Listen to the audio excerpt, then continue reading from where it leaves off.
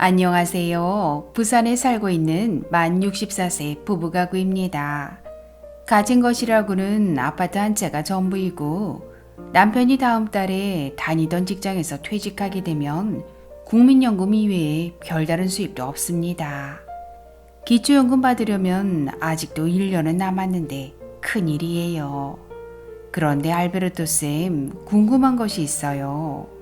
남편이 퇴직을 하면 건보료도 지역가입자로 변경될 텐데 혹시 직장 다니는 아들의 피부양자로 등록할 수 있을까요? 친구들 말로는 집 있고 국민연금 받으면 피부양자 안 된다고 하던데 건강보험 피부양자 조건에는 어떤 것들이 있는지 시원한 답변 부탁드릴게요.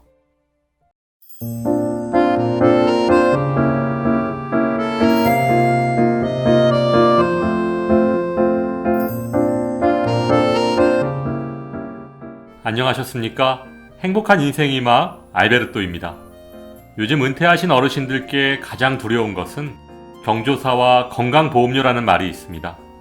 오늘은 건보료 폭탄을 피하는 가장 좋은 방법인 피부양자가 되기 위한 4가지 조건에 대해 아주 쉽게 설명해 드리겠습니다. 오늘 피부양자가 되기 위한 4가지 조건을 설명드리기에 앞서 피부양자가 무엇인지부터 설명드리면 말 그대로 직장 가입자에게 생계를 의존해서 부양받는 사람으로 재산, 소득, 부양의 조건을 모두 충족시켜야 건강보험료 피부양자 자격을 유지할 수 있습니다. 따라서 재산, 소득, 부양의 조건 중 어느 하나라도 충족시키지 못한다면 피부양자 자격이 박탈됩니다. 그렇다면 피부양자에겐 어떤 혜택이 있을까요?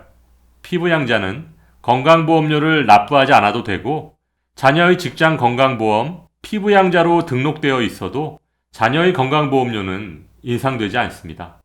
따라서 피부양자로 등록하는 것이 은퇴한 부모에겐 정말 큰 힘이 됩니다. 그럼 지금부터 2022년 하반기 새롭게 변경되는 건강보험 피부양자 4가지 조건에 대해 설명해 드리겠습니다. 건강보험 피부양자가 되기 위한 조건 첫 번째는 사업소득이 없어야 합니다. 쉽게 말해서 사업자 등록을 하신 분은 필요경비와 기본공제를 차감하고 사업소득이 1원이라도 있으면 피부양자 자격이 안 된다는 것입니다. 또한 사업자 등록을 안 하신 프리랜서 분들은 연소득 500만원 이하까지만 피부양자가 되실 수 있습니다. 참고로 여기서 사업자 등록을 안 한 프리랜서라고 하는 것은 일용 소득자처럼 3.3% 소득세 원천 징수자를 말합니다. 건강보험 피부양자가 되기 위한 조건 두 번째는 합산소득 연 2천만 원 이하여야 합니다. 여기서 합산소득에 포함되는 소득의 종류에는 금융소득, 사업소득, 연금소득, 기타소득 등이 있는데요. 이런 모든 소득을 합해서 연 2천만 원을 넘으면 피부양자 자격이 안 된다는 것입니다. 먼저 금융소득은 이자 및 배당소득을 말하는데요. 금융소득 연 1천만 원까지는 소득에 반영되지 않지만 1천만 원이 넘으면 넘는 금액만큼만 소득에 반영되는 것이 아니고 금융소득 전체가 소득에 반영됩니다. 예를 들어 금융소득, 즉 이자 및 배당소득이 연 990만 원이면 1천만 원 이하이므로 피부양자 합산소득에 반영되지 않지만 금융소득이 연 1,100만 원이라면 1,100만 원 모두 피부양자 합산소득에 반영된다는 것입니다. 다음 사업소득은 총 수입에서 필요경비와 기본공제를 빼주고 남는 금액을 말하는데요. 예를 들어 주택임대사업자의 경우 총 임대소득에서 필요경비 60%를 공제하고 기본공제 400만 원을 뺀 나머지 금액만을 반영합니다. 그런데 피부양자가 되기 위한 첫 번째 조건에서 설명드린 것처럼 사업소득이 없어야 피부양자가 될 수 있으므로 임대사업자의 경우 임대소득이 연 1천만 원 이하여야 필요경비 60%를 공제하고 다시 기본공제 400만 원을 빼주면 0원이 되므로 임대사업자가 피부양자로 등록하기 위해서는 임대소득이 연 1천만 원 이하여야 가능한 것입니다.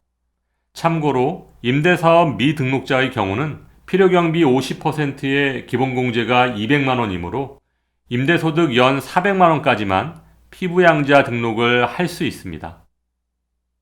다음 연금소득은 국민연금, 공무원연금, 군인연금 등의 공적연금만 소득에 반영되고 퇴직연금, 개인연금 등의 사적연금은 소득에 포함되지 않습니다. 또한 연금소득을 계산함에 있어 주의하셔야 할 내용은 피부양자 자격을 계산할 때는 연금소득 100%가 합산소득에 반영되지만 지역건강보험료를 계산할 때는 공적연금의 50%에만 건강보험료를 부과한다는 것입니다. 예를 들어 재산과 다른 소득이 전혀 없이 국민연금을 월 170만 원 받고 계시다면 연간 연금소득이 2,040만 원, 즉 연금소득이 연 2천만 원을 초과하므로 피부양자 자격에서 탈락하게 된다는 것입니다. 다음은 근로소득인데요. 근로소득은 세금을 떼기 전에 총급여액, 즉 세전 총급여액을 기준으로 반영됩니다.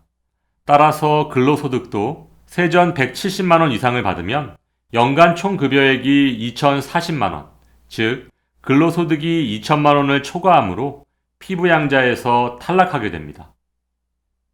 마지막으로 기타소득은 필요경비 60에서 80%를 공제한 후 합산소득에 반영됩니다.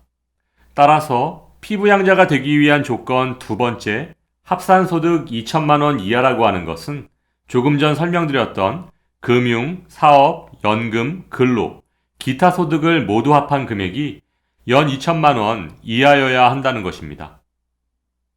건강보험 피부양자가 되기 위한 조건 세 번째는 과세표준 3억 6천만 원 이하여야 합니다. 여기서 과세표준이라고 하는 것은 아파트의 경우 공시가격의 60%를 적용하고 토지의 경우는 공시가격의 70%를 적용합니다. 따라서 아파트의 경우 공시가격이 6억 원을 넘으면 과세표준이 3억 6천만 원을 초과하므로 피부양자에서 탈락하게 되는 것입니다. 단 재산과표가 3억 6천만 원을 초과하고 9억 원 이하인 경우는 소득이 연 1천만 원 이하일 경우 피부양자가 될 수도 있습니다. 다시 정리하면 재산과표 3억 6천만 원 이하면 피부양자 자격을 통과할 수 있고 재산과표 3억 6천만 원에서 9억 원까지는 연소득 1천만 원 이하라는 조건을 충족시켜야 피부양자가 될 수 있습니다. 건강보험 피부양자가 되기 위한 조건 네 번째는 부양 요건입니다. 배우자, 자녀, 부모, 조부모, 손자 등 동거하고 있는 가족은 피부양자로 등록할 수 있고 동거하지 않더라도 미혼이거나 소득이 전혀 없다면 피부양자 등록이 가능합니다. 또한 장인, 장모의 경우도 동거하고 있다면 피부양자로 등록할 수 있습니다. 국민연금은 소득에 포함되고 개인연금은 소득에 포함되지 않고 이게 말이 되나요? 국민연금 의무가입 시켜놓고 이것저것 다 떼면 뭐가 남나요? 에휴, 아무튼 오늘 친절한 설명 감사드리고 우리 부부도 피부양자 조건이 되는지 꼼꼼히 계산해 봐야겠습니다. 알베르토쌤 복 많이 받으세요.